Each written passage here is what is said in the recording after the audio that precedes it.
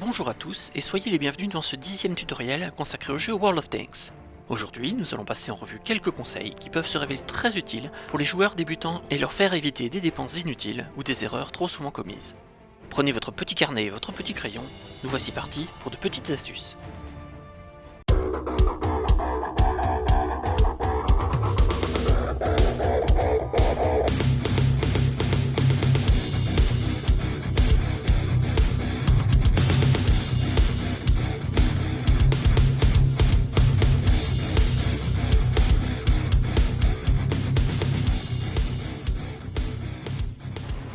Les joueurs vétérans ont tous fait des erreurs lors de leur début. Afin de vous éviter de les reproduire, voici quelques précieux conseils que vous pourrez appliquer dès votre premier contact avec le jeu. Le premier conseil que je vous donnerai sur World of Tanks, c'est d'utiliser un code d'évitation. Alors qu'est-ce qu'un code d'invitation? C'est un code qui est généralement réservé aux nouveaux comptes et qui ne peut être entré qu'au moment de la création de votre compte de jeu.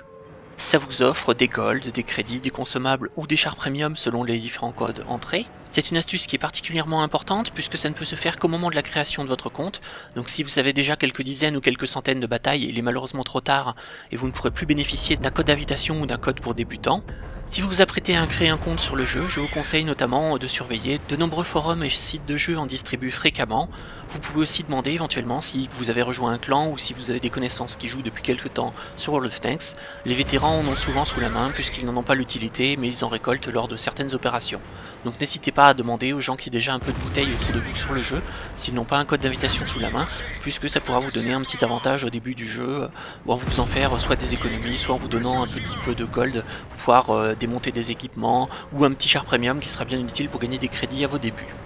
Une autre astuce que je peux signaler, notamment lors des débuts sur le jeu, c'est essayer de regarder si vous pouvez, ou voulez en tout cas, utiliser l'option de parrainage. Alors qu'est-ce que c'est que l'option de parrainage? En fait, au moment où vous créez votre compte, vous le créez en ayant suivi un lien que vous aura donné votre parrain.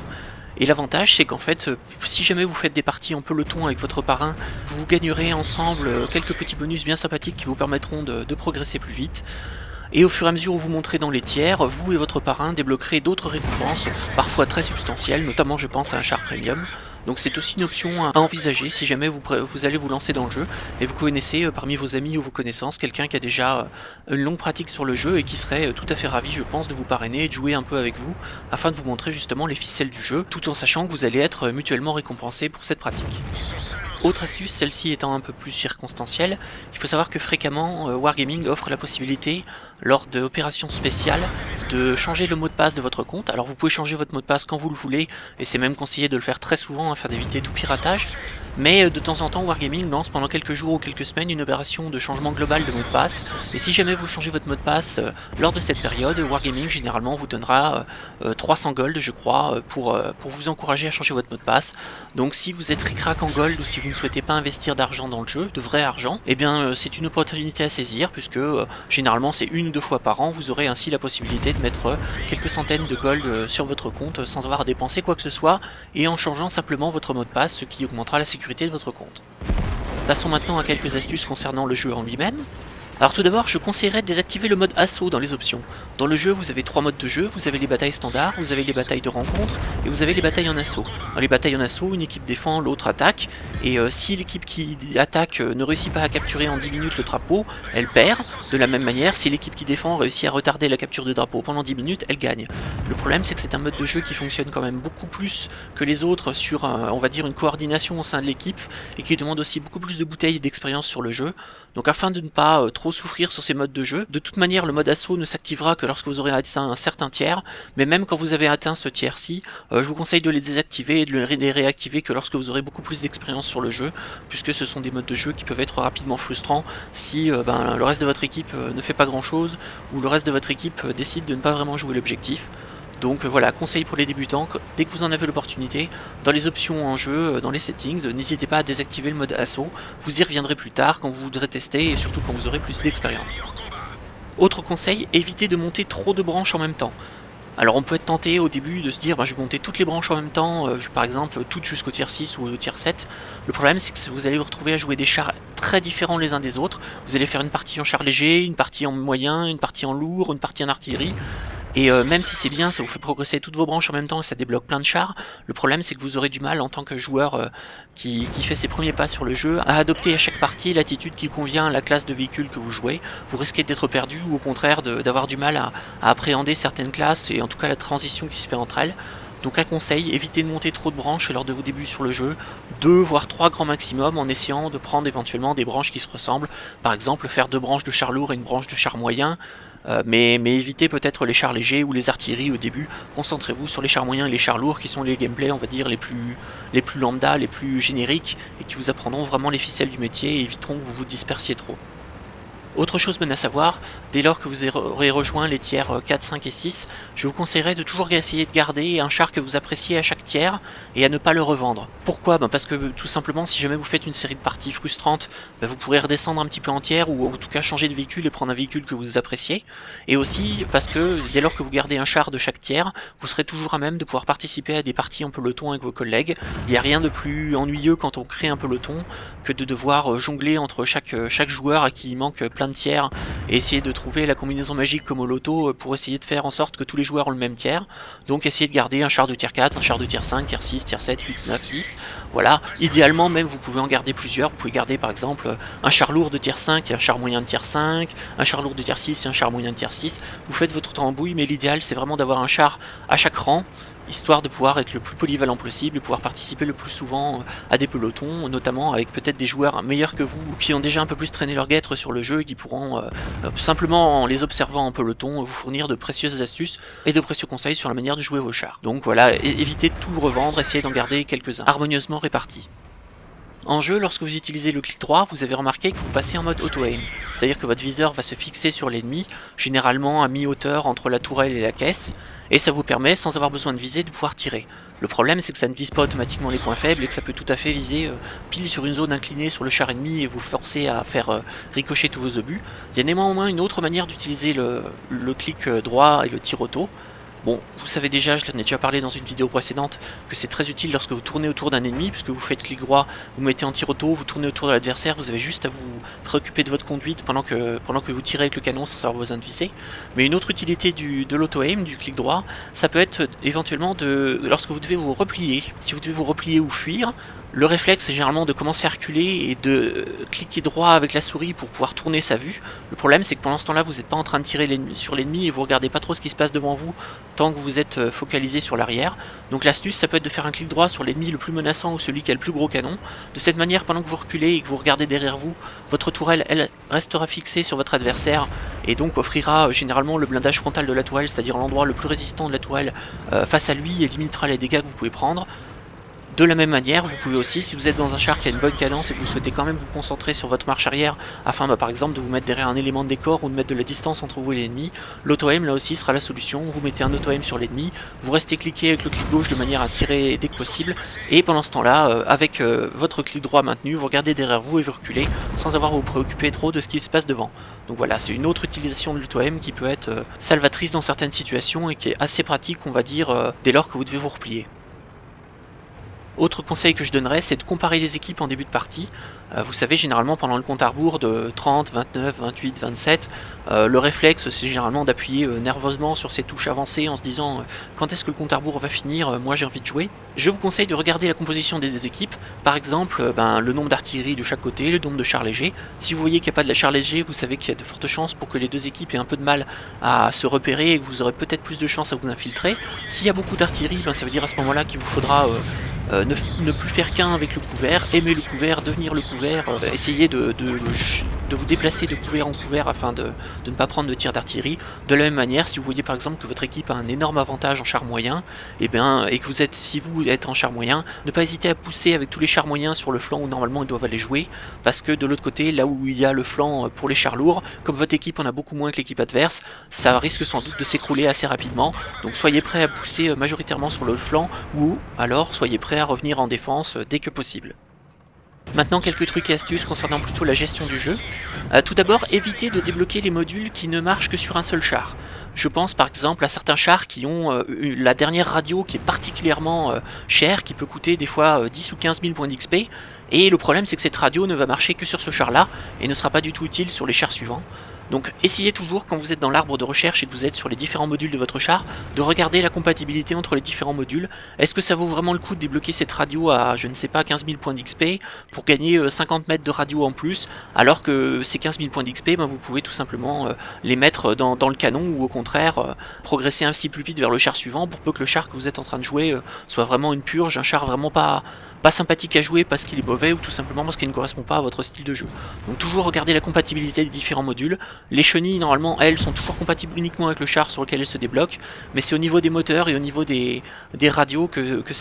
vous pouvez faire la différence dans votre progression. Je pense aussi, par exemple, si vous avez un moteur qui n'apporte que très peu d'amélioration, qui coûte très cher et qui ne se retrouve absolument pas sur les chars suivants, ça peut aussi là être une bonne raison de le sauter et de ne pas le débloquer, quitte à y revenir peut-être un peu plus tard si jamais vous rejouez le char pour le plaisir. Voilà, c'est surtout utile si jamais votre objectif c'est de progresser rapidement dans les tiers, ou de vite vous débarrasser du char que vous avez parce qu'il n'est pas particulièrement folichon. Maintenant, concernant l'ordre des munitions sur les véhicules. Généralement, sur tous les chars du jeu, c'est assez facile. Il vaut mieux laisser l'ordre de base, c'est-à-dire la munition AP en premier, la munition Gold, qui est généralement une munition HIT ou APCR, sera sur le deuxième emplacement de munitions, et la munition HE sera en troisième. Le problème, c'est qu'il y a certains chars, par exemple, si vous avez un char avec une pénétration vraiment rikiki, et que vous voulez mettre en début de partie à chaque fois, débuter directement sur la munition Gold, ou que vous avez un char très spécifique, je pense au KV2 par exemple, qui lui fait très bien de débuter les parties à la HE, afin d'éviter qu'au début de la partie vous ayez à chaque fois à penser à changer de munition, que vous oubliez, que vous retrouviez lors de votre premier tir face aux ennemis à ne pas tirer avec la bonne munition, vous pouvez, en allant dans l'onglet munitions de votre garage, changer l'ordre des munitions. Il vous suffit de cliquer sur le petit icône de la munition, là où vous choisissez la répartition en fonction du type de munition à emporter sur votre char, et vous, en cliquant sur le type de munition, par exemple AP, vous verrez que vous pourrez remplacer par la HE ou par la HIT ou par la PCR, et que vous pourrez ainsi mettre l'ordre que vous voulez, puisque une fois en bataille, le jeu charge toujours automatiquement la première munition sur votre véhicule. Donc ça peut être utile, comme ça évite que le KV2 par exemple charge de la munition AP de base, mais au contraire charge automatiquement dès qu'il est en bataille de la munition HE, comme ça vous êtes paré, et si vous avez l'esprit un peu ailleurs à la fin du compte à rebours, ça vous évite d'oublier de changer de munition. Ensuite, toujours dans le domaine des munitions explosives, je vous conseille d'emmener quasiment toujours des munitions explosives en jeu. Pourquoi, vous allez me dire? Pourtant les munitions AP et Gold sont bien plus efficaces. Oui, mais les munitions explosives ont un avantage certain, c'est qu'elles permettent de défendre la base. Puisque, imaginons quelqu'un est en train de capturer la base, il aura fini de capturer dans 5 secondes, vous avez juste l'opportunité de mettre un tir. Vous avez plusieurs scénarios qui peuvent se produire. Tout d'abord, vous tirez à la munition AP, votre obus ricoche, l'adversaire finit de caper la base le temps que vous y ayez rechargé et c'est une défaite. Ou alors vous pouvez charger de la munition HE, puisque l'avantage de la munition HE c'est qu'elle retirera tous les points de capture de l'adversaire qui se trouve actuellement dans votre base sur votre drapeau, pour peu que soit vous fassiez des dégâts avec la munition HE, soit que vous endommagiez un module. Donc ça peut être particulièrement utile, puisque la munition HE, dès lors que vous avez un calibre un peu conséquent sur votre char, même si vous ne faites pas des dégâts et que vous touchez le char qui est en train de capturer la base, il suffit que vous lui endommagiez un module et ça remettra à 0 ses points de capture. Donc ça c'est vraiment très bien, la munition HE, emmenez-en toujours une ou deux, si vous avez la capacité. Si vous avez un char qui est plutôt ric-rac en munitions, qui n'a pas vraiment beaucoup d'emport en obus, vous pouvez éventuellement faire une croix dessus. Mais si par contre vous avez un char qui a 60 ou 80 munitions, n'hésitez pas à emmener 4 ou 5 HE, que ce soit pour tirer sur les chars faiblement blindés ou justement pour défendre la base, là où c'est particulièrement utile et où il vaut mieux retarder la capture de la base par l'ennemi plutôt que d'essayer de lui faire quelques points de dégâts. Vous pouvez toujours lui faire les points de dégâts ensuite si vous avez remis à 0 ses points de capture.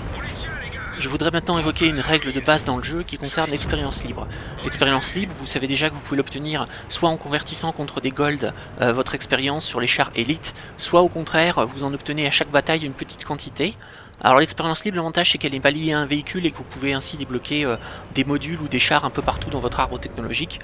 Une erreur souvent commise par les débutants, c'est de l'utiliser pour débloquer des chars. Par exemple, vous avez votre char, vous avez débloqué tous les modules, il vous manque 50 000 XP pour arriver au char suivant, et vous décidez d'utiliser de l'expérience libre histoire d'y aller plus vite. C'est une erreur. L'expérience libre, et c'est la règle de base dans World of Tanks, ne s'utilise que pour débloquer des modules, ou très exceptionnellement pour passer un char vraiment dont c'est la purge de la branche, dont c'est le vilain petit canard de la branche, et dont vous savez que vous risquez de souffrir beaucoup dessus.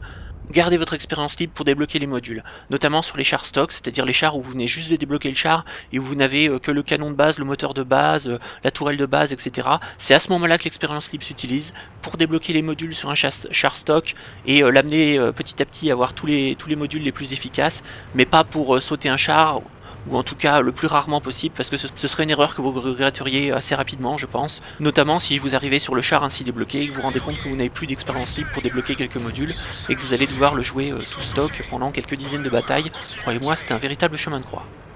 Astuce économique maintenant, il arrive fréquemment que vous soyez tenté d'acheter des consommables dès lors que vous n'en avez plus ou d'en faire un petit stock. À ce moment-là, je vous conseille d'attendre les promotions. Il y a fréquemment toutes les 2-3 semaines, voire tous les mois, des promotions, que ce soit sur les consommables ou sur les équipements. Ce sont des promotions généralement organisées dans le cadre des week-ends par Wargaming. Par exemple, un week-end moins 50% sur les consommables ou un week-end moins 30% sur les équipements. Essayez d'attendre, de grouper vos achats. Il vaut mieux, plutôt que d'acheter tous les jours 2 ou 3 consommables que vous allez utiliser dans la journée à leur prix maximum, attendez plutôt, attendez un week-end de promotion, et lors de ce week-end de promotion, justement, avec l'argent que vous ayez un peu mis de côté, achetez-en 100 ou 200 kits de réparation, 100 ou 200 kits de soins, une cinquantaine d'extincteurs automatiques, enfin voilà, selon votre budget, vous verrez que vous y ferez d'énormes économies.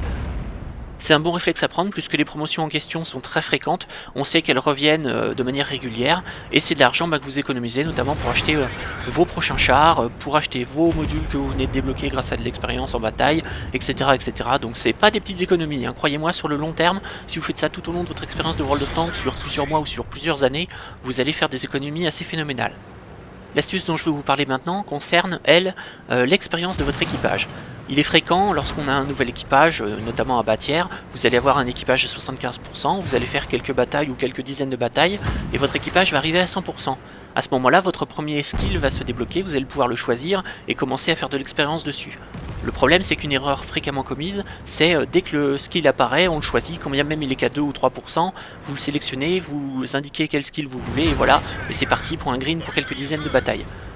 Le problème, c'est que si c'est un équipage qui va bientôt changer de char, je vous conseille de ne pas choisir de premier skill et d'économiser ainsi l'expérience en jouant encore et encore votre char. Ainsi, quand vous changerez de véhicule et que vous passerez à un nouveau véhicule, vous pourrez soit réentraîner en gold pour ne rien perdre, c'est un cas qui ne nous intéresse pas ici, soit vous pourrez réentraîner pour des crédits, mais à ce moment-là, votre équipage qui est à 100% plus quelques petits pourcents sur son premier skill devrait normalement se retrouver à 90%.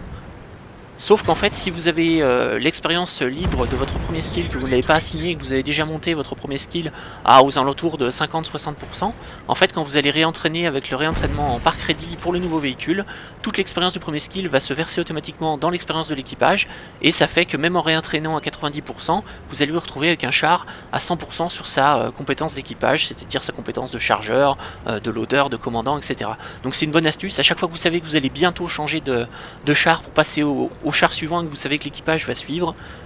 n'assignez pas votre skill ou votre compétence, gardez les points d'expérience justement libres, comme ça au moment du réentraînement contre crédit, ça évitera que vous vous retrouviez avec un équipage à 90%, quand bien même vous avez choisi le réentraînement par crédit, ça vous évite bien des soucis et ça vous permet de commencer directement avec un équipage à 100%. Même si c'est vrai, ça rallonge d'autant le déblocage de la première skill. Il vaut mieux avoir un équipage à 100% et avec très peu de pourcentage dans la première skill, plutôt qu'avoir un équipage à 90% et une première skill quasiment à moitié finie. Autre chose à faire et souvent oubliée par les joueurs débutants, dès lors qu'un de vos chars devient élite, c'est-à-dire dès lors que vous avez débloqué tous les modules et que vous avez débloqué le char suivant, vous avez l'option de cocher l'entraînement accéléré sur l'équipage. Alors c'est très utile, notamment si vous décidez de garder le char et de ne pas bouger l'équipage. Pourquoi? Parce que d'abord, ainsi, quand vous utilisez l'option entraînement accéléré, toute l'expérience que vous remportez en bataille sera versée automatiquement sur votre équipage. Ça fera donc progresser plus rapidement votre équipage sur le char et vous permettra de débloquer plus rapidement des skills et compétences. L'autre avantage, c'est que ça évite que vous stockiez de l'expérience sur votre char dont vous n'avez pas besoin, expérience qui normalement pourrait être utilisable sur d'autres véhicules étant donné que votre char est élite, vous nécessiterait que vous dépensiez de la gold, donc ça vous permet de faire des économies en plus de faire progresser le char plus rapidement. Le seul moment où l'entraînement accéléré doit être désactivé, c'est si vous avez quelques gold de côté et que vous voulez stocker de l'expérience pour la convertir contre gold sonnante et trébuchante. C'est vraiment le seul moment où ça peut être intéressant. Le reste du temps, je vous conseille de toujours cocher la case entraînement accéléré sur un char élite dès que vous le pouvez. Enfin, en ce qui concerne les consommables, voici deux petites astuces que je conseille souvent aux joueurs débutants. Tout d'abord, la première, c'est de mettre votre kit de réparation sur la touche 5 de votre clavier. Vous pouvez là aussi, comme vous pouvez changer l'ordre des munitions, vous pouvez aussi changer l'ordre des consommables dans l'onglet maintenance de votre garage. Je vous conseille de mettre le kit de réparation sur la touche numéro 5. Pourquoi? Parce qu'ainsi, quand vous faites casser les chenilles, vous aurez juste à appuyer 2 fois de suite très rapidement sur la touche 5 de votre clavier. Comme la première touche 5 c'est kit de réparation, et le deuxième fois où vous appuyez sur le 5 c'est les chenilles. Donc comme ça à chaque fois que vous faites des chenillés et que vous devez très vite vous reculer, par exemple vous êtes passé un angle, vous avez pris des tirs, vos chenilles sont cassées, vous savez que vous allez mourir si vous ne réparez pas, plutôt que de devoir appuyer sur 5 kits de réparation, sur 4 pardon, kits de réparation et ensuite devoir chercher pendant un petit moment vos touches. Là vous savez que dès que vous avez vos chenilles cassées, vous appuyez 2 fois très vite sur la touche 5 et comme vous avez assigné le consommable sur cette touche, et ben vous réparez les chenilles en un clin d'œil et ça vous fait gagner beaucoup de survivabilité et ça vous fait sans doute préserver un bon paquet de points de vie. Autre astuce concernant les consommables, enfin, n'hésitez pas à mettre, si jamais vous utilisez un extincteur normal, je ne saurais que vous conseiller dès les hauts tiers, notamment à partir du tiers 6-7, de toujours choisir dans vos consommables un extincteur automatique. Mais si vous faites le choix, que ce soit à plus bas tiers ou parce que vous voulez faire des économies, vous ne prenez que des extincteurs manuels à plus haut tiers, dans ce cas-là, je vous conseille de changer la touche sur laquelle vous mettez vos extincteurs et de la faire dans les settings, d'assigner comme contrôle la barre espace. De cette manière, à chaque fois que vous êtes en feu, vous avez juste à appuyer comme un malade sur votre touche barre espace de manière très réactive et très rapide, et ça éteindra instantanément l'incendie. Donc c'est beaucoup plus facile que si vous devez appuyer sur la touche 6 de votre clavier, puisque ça vous oblige à détacher le regard de votre écran si vous n'êtes pas très à l'aise, alors que là la touche espace, vous avez quasiment toujours une main au-dessus, donc c'est très rapide, et ça permet de gagner en réflexe, et donc d'éviter de perdre trop de points de vie quand vous êtes mis en feu. Alors bien sûr c'est une astuce qui ne marche que si vous utilisez des extincteurs manuels. Si vous utilisez des extincteurs automatiques, l'extinction se fait automatiquement et vous n'avez pas besoin de cette astuce. Alors voilà, j'espère que ces quelques conseils vous auront été utiles. Ce sont des conseils qui ne parleront sans doute pas à des joueurs vétérans, mais pour des joueurs qui commencent seulement à toucher un peu au jeu, qui commencent seulement à faire leur première bataille, à se balader un peu dans le garage, à essayer de comprendre comment le jeu fonctionne et notamment son environnement, ça peut vous sauver la vie, ou alors en tout cas des crédits, et on va dire que les crédits c'est généralement ce qui vous fera le plus défaut dans le jeu. Donc si vous avez moyen dès vos débuts dans le jeu de ne pas commettre certaines erreurs et ainsi d'économiser pas mal d'argent, pas mal de crédits, ça peut vous permettre de progresser beaucoup plus vite, et ça peut vous permettre aussi de ne pas rester bloqué, notamment si vous faites des parties un peu moyennes. L'argent que vous économiserez, que ce soit sur les consommables, les équipements ou les modules, vous permettra de ne pas vous retrouver à sec et de pouvoir continuer à progresser. Je vous remercie de votre attention et je vous dis à très bientôt pour un nouveau tutoriel.